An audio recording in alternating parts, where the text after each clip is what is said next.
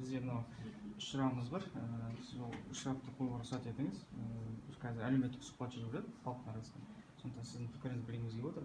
Жалпы сіз облыста жүріп жатқан сыбайлас жемқорлықтың алдын алу шараларына хабарыңыз бар ма? Иә, Естуіңіз бар ма? мынау сыбайлас жемқорлыққа алдын алу, болдырмау жөнінде барлық жерлерде қазір хабарландырып жатыр ғой, билбордтар ілініп жатыр, кабинеттерде мынау біздің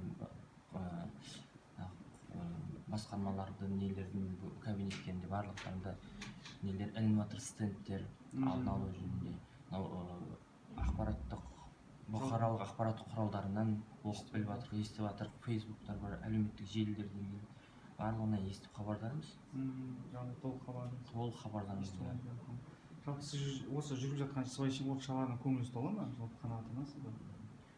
Көңілім толады, қанағаттанамын. Мен барлығын жаңа айтып жатырмын ғой, барлық жерде ілініп жатыр, көміліп жатыр. Енді бұны шамалы тағы да көбейткен дұрыс деп ойлаймын осы.